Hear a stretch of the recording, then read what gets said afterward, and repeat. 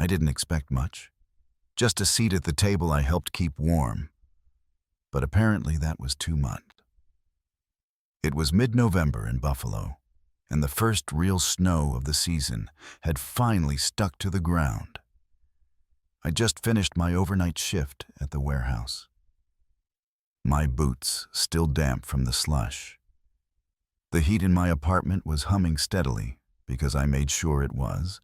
I paid my own bills on time. I planned ahead.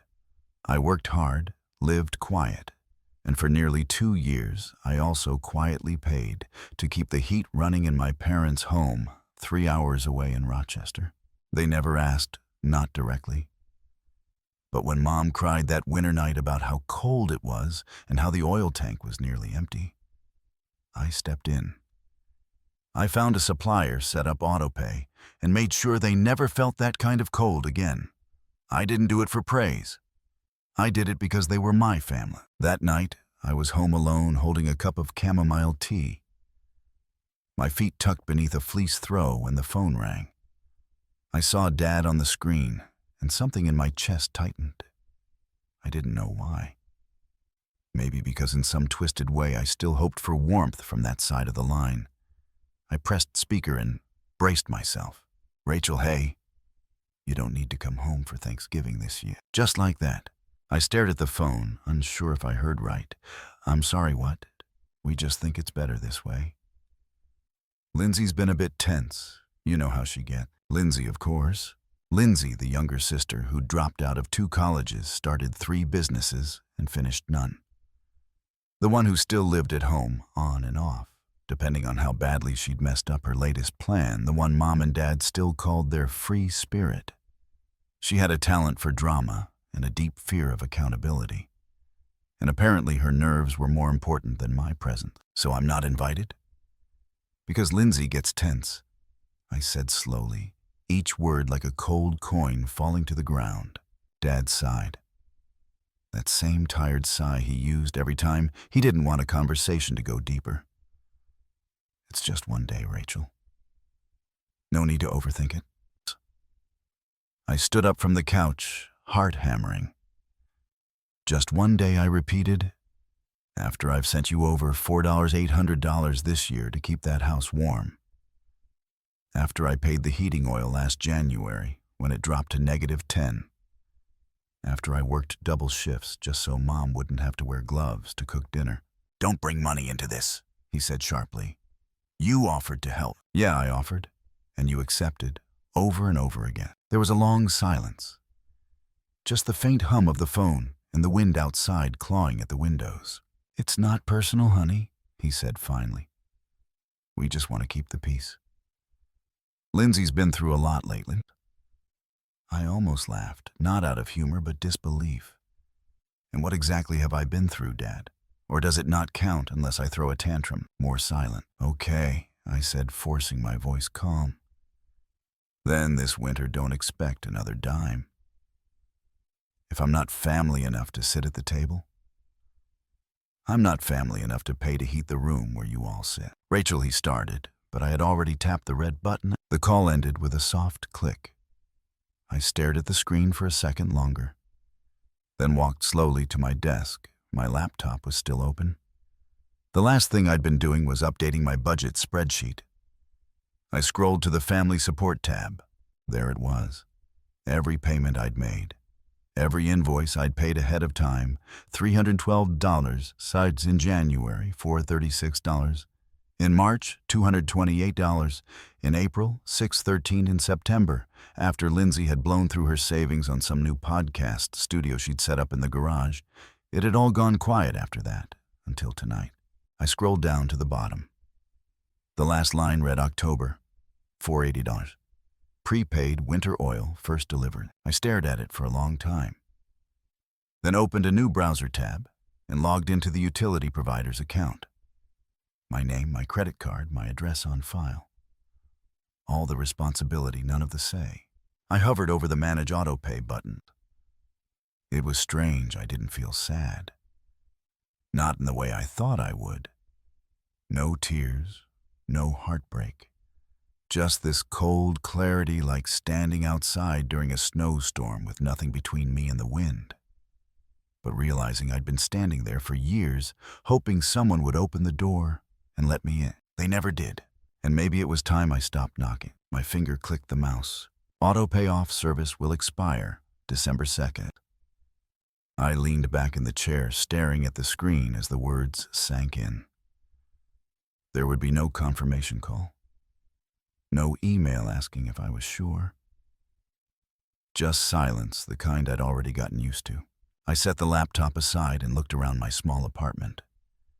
The chipped tile in the kitchen, the secondhand bookshelf filled with paperbacks I'd found at yard sales, the space heater humming at my feet. Everything in this place I had chosen, I had paid for. It was mine, not handed down, not gifted, not rescued by a bailout of mine. Outside, the snow kept falling. Quiet, steady, unforgiving. Inside, I sipped the rest of my tea and wrapped the blanket tighter around me. If I wasn't family enough to sit at the table, I sure as hell wasn't going to pay to heat the room they sat in. And for the first time in years, the silence didn't sting. It felt like space. It felt like freedom. We remember what we paid for, and I had paid for far too much silence. After I turned off the heating payment, I didn't cry. I didn't even feel angry. Not in the explosive way people expect. Instead, it was like a dim hallway, and my chest had finally flicked on a light, cold clarity. The apartment was quiet. Just the hum of the small heater near the window and the faint crackle of the wind tapping on the old glass panes. I sat on the edge of my bed, wrapped in my old college hoodie, and opened my laptop again. I clicked on the folder labeled Family Support. It wasn't something I named to be noble. It was practical. I needed to track where every dollar went. I wasn't rich, I was just responsible. The spreadsheet opened a dozen tabs lined across the bottom. I clicked through each one, slowly. January to October. There they were. Every transaction, every oil refill, every emergency plumber call, every payment sent on my lunch break from the warehouse cafeteria. Because Mom had called in tears about the furnace making strange noises. Jan 3, heating oil delivery, $372. Feb 17, emergency repair pilot light, $89. Mar 2-1, March, top off plus filter change, $268 per. 9, oil price spike, extra payment, $144 May, no payment, June, no payment, Jule 15, Lindsay Podcast Studio Bailout, $600 SEP or 8, early fall. Fill up, $480 Octo 12, seasonal top off, $528. It all added up, $400 to $800 this year alone. And that didn't include last winter. I scrolled down to a note I'd written in the margins. Said nothing, just paid. There were 4 of those notes scattered across the sheet, quiet. Moments where I swallowed my pride and sent money instead of speaking up. 4 sacrifices, 4 silences. 1 sister, 3 parents, and 0 recognition. I remembered the night in July when Lindsay called Mom in a panic because her podcast funding had dried up. She'd ordered expensive equipment, blown it all on studio foam and designer microphones, and realized too late that listeners don't appear out of thin air. Mom called me at 11 p.m., voice-tight words trembling like she didn't want to say them. "Sweetheart, do you have a few $100s? Lindsay's trying so hard. She just needs a boost." I sent $600 the next morning. No thanks, just an Instagram post from Lindsay 2 days later with a latte. Her feet propped on a coffee table captioned, "Building Dreams, 1 cup at a time." I looked down at my own cup, now plain black tea steeped in a chipped mug from the dollar store. Dreams don't build themselves, but some get to pretend they do, while someone else keeps the heat on. Back then I believed I was helping. I thought being dependable meant being good, that family didn't need thanks, just action. But something had shifted. I opened the payment portal again. The oil company's website was basic pale blue with the same font it probably had in 2008. I clicked through my profile. R. Myers Primary Contact Autopay, active. The cursor hovered over the button that said, Cancel Auto Payment. I clicked. A pop-up window appeared. Are you sure you want to cancel automatic payments for this account? Service will terminate on November 2nd. I stared at it. November 2nd, exactly 4 weeks before Thanksgiving. The irony almost made me laugh. Yes, confirmed. Done. There was no dramatic music, no thunderclap, just the subtle change from active to canceled. A silent exit like the kind I'd made from so many family conversations before. I closed the laptop. The heater continued to hum beside me, faithful warm. I had paid for it. I had chosen it. And now for once, I was choosing myself. That night, I sat by the window and watched the snow pile gently onto the sill, each flake falling with weightless ease. But when enough of them land, even the strongest roof starts to creak. They wouldn't notice right away. Mandy would still wake up late, drink overpriced tea, and think the world revolved around her stress levels. Mom would sweep cold floors and whisper excuses. Dad would pretend everything was fine until it wasn't. But eventually, the oil tank would run dry. The furnace would stop its soft exhale, and the house, the same one where I hung garland as a child, where my drawings once clung to the fridge door, would start to feel the kind of cold I had shielded them from for too long. And when it came, it wouldn't knock. It would just enter. The next morning, I woke up earlier than usual. I didn't need to, but I couldn't sleep. I made coffee, sat in my robe, and looked at the screen again. One last time I read the confirmation. Service end date Nov 2. Payment method removed. My chest didn't ache. If anything, it felt like a door inside me had opened. A quiet, wide door leading to a hallway I'd never let myself walk down before. A place where no wasn't guilt, where boundaries weren't betrayal. I hadn't spoken to them since the call. No follow-up. No messages, not even from Mom. Maybe they thought I was sulking, maybe they thought I'd changed my mind. But they didn't know what had already changed. Me. For years I thought love was sacrifice. That if I gave enough, I'd be seen. That if I stayed quiet and gave more, I'd be valued. But silence isn't love, it's erasure, and I wasn't going to disappear anymore. I stared at the snow-covered sidewalk outside and took a deep breath. It was still early, but I already knew how this winter would go. For once, I wouldn't be the one freezing, so someone else could stay warm. They say cold brings people together, but not when they've made you the reason for their discomfort. It was November 14th when Rochester got hit by the first real wave of winter. The kind of cold that made the bones in your hands ache before you even stepped outside. The news said the temperature would dip into the low 20s that night, but I knew better. The real chill wasn't outside. I was stirring a pot of lentil soup, letting the steam rise and fog the windows in my tiny Buffalo apartment, when my phone buzzed on the counter. Mom, the furnace seems off. Can you take a look at it remotely? No greeting, no apology. Just a quiet assumption that I was still the one managing everything behind the scenes. I let the phone buzz again. I didn't answer. Instead, I turned down the burner and went to sit by the window. Outside, the sky was a heavy gray snow, already beginning to collect in soft clumps along the edges of the fire escape. The apartment hummed gently with warmth, the radiator clicking in rhythm with a slow jazz playing from my Bluetooth speaker. I thought about how often that same silence used to be filled with worry. With late-night calls, Rachel, the pilot lights out again, or we can't afford the refill this month. And every time I answered, every time I pay, but not this time. Buzz! Another message. Lindsay, so childish. I let out a quiet laugh, not out of amusement, but because of how predictable she was. Of course she would say that. She who burned through our parents' savings with her handmade candle business. Those overpriced jars that sat collecting dust in the garage. She who lived in a curated Instagram reality while I stood outside bus stops in the snow after night shifts. Childhood. I muted the thread. Later that afternoon, as I was organizing shelves for a pre-holiday shift at the warehouse, my phone rang again. I didn't check the screen. I knew the tone before I even pulled it from my pocket. Dad, Voicemail. I waited until break, then played it with one earbud and facing the wall of canned cranberry sauce. Rachel, it's Dad. Just wanted to check in. It's freezing here. Thermostat says 48. I think something's wrong. If you could call me back, that'd be good, thank. No, we miss you, no. Sorry for the way that call went. Just 48 degrees and a thin voice wrapped in pride and discomfort.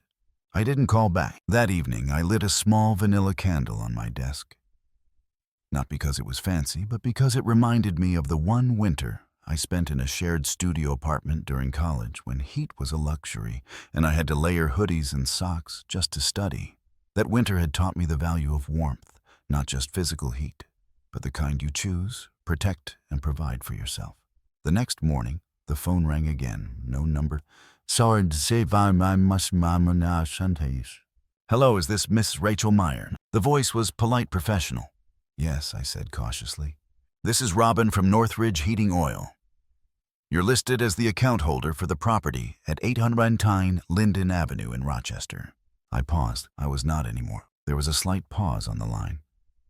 Then she continued. We just wanted to confirm, since we haven't heard from the homeowners and the auto pay was canceled earlier this month. Are you intending to resume service or renew the account? I looked out the window. Snow had blanketed the street soft and deep. No, I said clearly. I'm no longer responsible for that house. Another pause. Understood? I'll make a note in the system. Thank you for your time, Ms. Myers. Click. I stared at my phone for a while after the call ended, then slowly set it down. I had said it out loud. I'm no longer responsible for that house. Not just financially, not just logistically, but emotionally. The weight didn't lift immediately. It settled differently. It no longer hung around my neck like an obligation, but slipped into my spine like quiet resolve. That night, I made cocoa. Not the powdered kind from a packet, but real milk. Melted dark chocolate cinnamon. Stirred in slow and lazy, I sat cross-legged on my couch, wrapped in the thick flannel blanket I'd bought on clearance last year, and watched the snowstorm outside begin to dance like a whispered truth across the city. The radiator clicked again. Reliable, loyal, chosen. I held the mug close to my chest, felt the heat bloom between my palms, and realized something that stopped me mid-sip. I wasn't angry anymore. There was a time, not long ago, when I would have argued. When I would have defended myself in group texts, or tried to explain why being excluded from Thanksgiving hurt so much more than they understood. When I would have replied to Dad's voicemail with a soft, "I'll see what I can do." But I had done enough explaining, enough sacrificing, enough shrinking to fit into a version of daughterhood that only existed when it was convenient for them. They had made me the provider and called it strength. They had taken my consistency and called it character. But the moment peace required pushing me out of the photo, I was erased with the ease of a phone call. I looked around my apartment, not large, not luxurious, but warm, quiet, and entirely mine. No one here expected me to apologize for being tired. No one here asked me to stay silent so someone else could feel better about their mess. No one here called me childish for setting a boundary. As the storm outside swirled over the rooftops of Buffalo, I realized that this quiet wasn't loneliness. It was freedom. They might blame me. They might sit in the cold and whisper my name like it was the wind's fault. But I had finally stopped whispering mine. The first storm had arrived. The kind of storm that wrapped entire cities in white. But I wasn't afraid of the cold anymore. I had survived worse, and this time, I wouldn't be the one shivering just to keep someone else warm. They knocked, but not because they missed me. Only because it got cold enough to remember. I once kept them warm. November 23rd, 2 days before Thanksgiving. Buffalo was buried in white. The snow had fallen thick the night before, blanketing every rooftop, every fire escape, every brittle branch. I had woken early, not because of work, but because I was craving something simple, grilled cheese and tomato soup, the kind Mom used to make when I had the flu as a kid. A small indulgence for a quiet morning. I'd just flipped the sandwich onto a warm plate when the buzz came. Dad, if you still consider yourself part of this family, now's the time to prove it. No hello, no apology, no admission, Just a line drawn in snow. The message hung in the air, heavier than any snowfall. I didn't respond. Just stared at it, the letters burning against the soft light of my kitchen screen. I set the phone face down on the table and sipped my soup slowly. The kind of slow that says you're giving yourself time to think. Though deep down I already knew. By noon the clouds had thickened again. Outside the streets were almost empty. Even the usual barking dog across the hall had gone quiet, like the whole city was bracing for another storm. I was folding laundry on the couch, the heater humming low in the corner, when I heard it. 3 knocks. Steady, not frantic, but not patient either. I already knew who it was. I walked to the door, heart not racing, but strangely still. Through the peephole I saw the familiar shape of my father. Tall but slumped, wrapped in a bulky gray coat I hadn't seen in years. The kind he used to wear to clear the driveway after storms. His hands were stuffed in his pockets, his cheeks flushed from cold, and his eyes, when they glanced up at the door, held none of the sharp authority I grew up flinching from. I opened the door just a crack. Warmth spilled out from my apartment, and it hit him square in the face. I saw it the way he squinted slightly, like it physically stung to feel that heat and know he wasn't entitled to it anymore. He didn't smile, didn't soften. "Rachel," he said, voice low and tired, "we need to talk." I stayed where I was, hand on the doorframe, barely leaning forward. About what I asked, not unkind, but not bending. His shoulders dropped. "Your mom's sick, fever, coughing. Lindsay's been upstairs for 2 days, won't come down. It's 38 degrees in the house." I said nothing. He looked at me then, eyes searching for something familiar, something he hoped still lived in me. "We've sold almost everything valuable," he said, quieter now. "Your mom's jewelry, even the old watch collection I called the heating company. But the deposit was too high. We don't have it." I took a slow breath. The room behind me was glowing lamplight, soft music, the smell of cinnamon from a candle I'd lit earlier.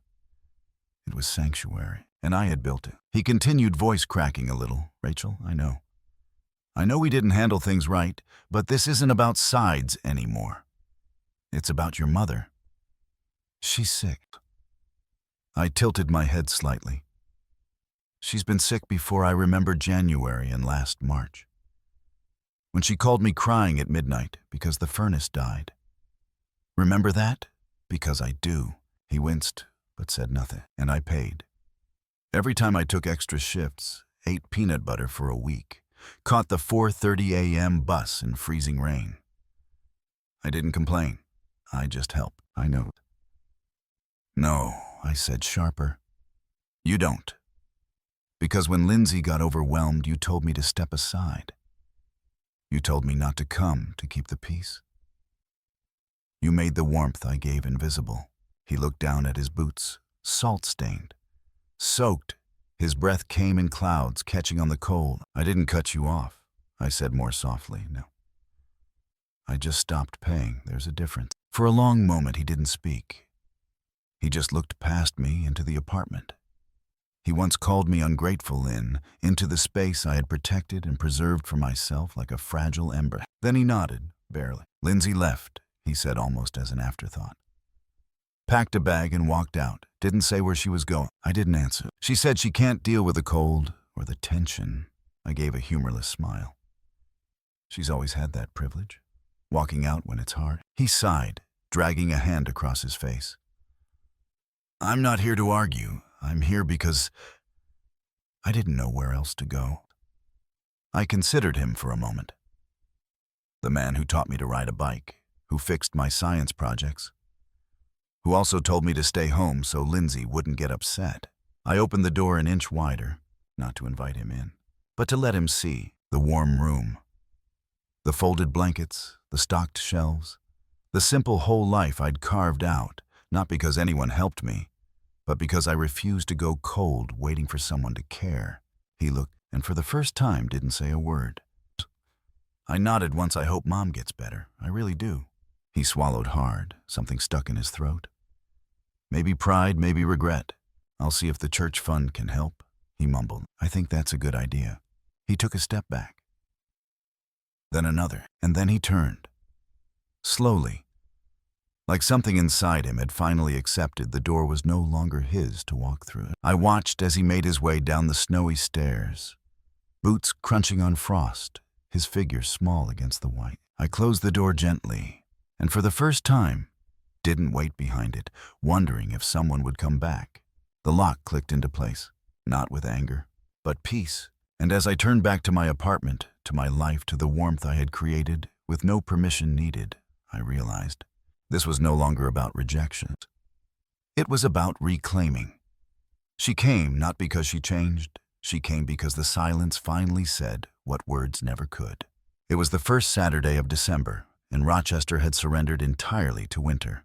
Outside, the world was whitewashed, and still wind swept past buildings with an icy howl. Bending trees, bare, frosting windows, like nature's quiet warning. Inside my apartment, though, it was warm.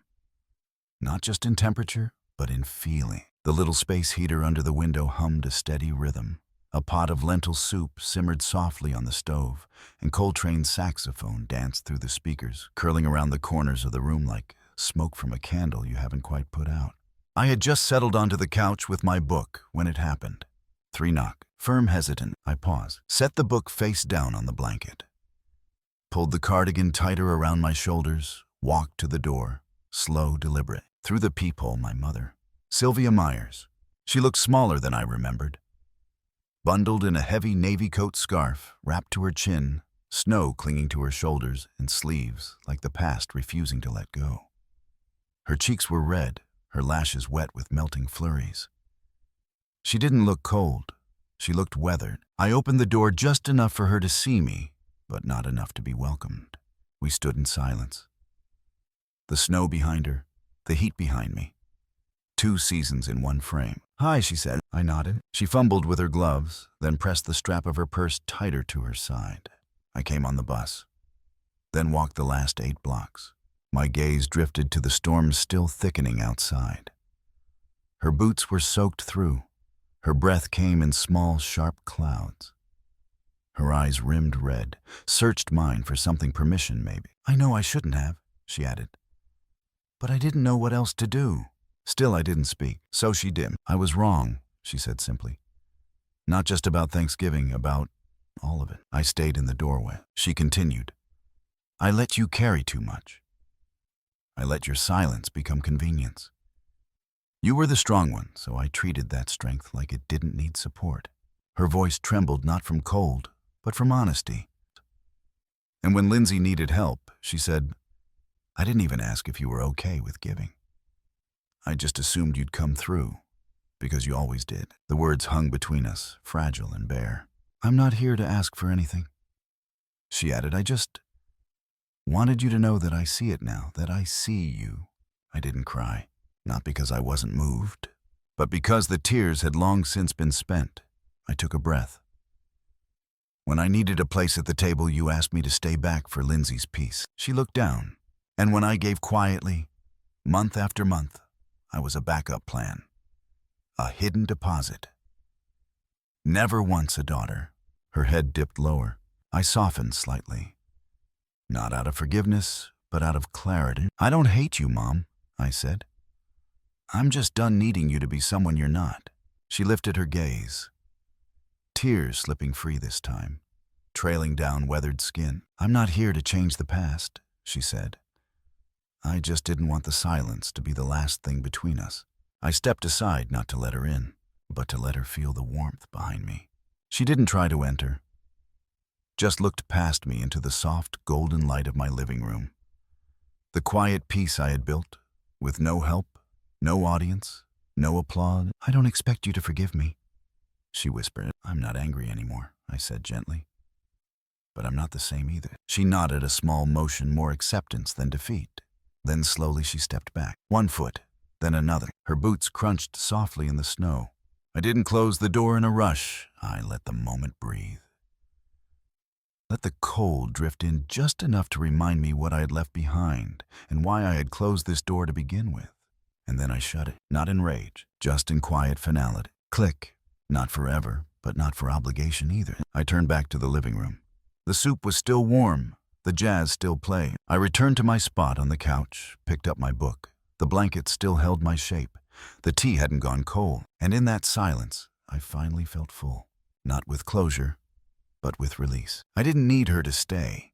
I didn't need her to say more. I didn't need to offer her a seat to prove I had healed. I already had.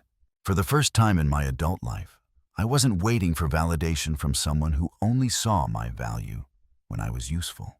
I had my peace, my space, my warmth without permission. Rachel's story isn't just about a fractured family.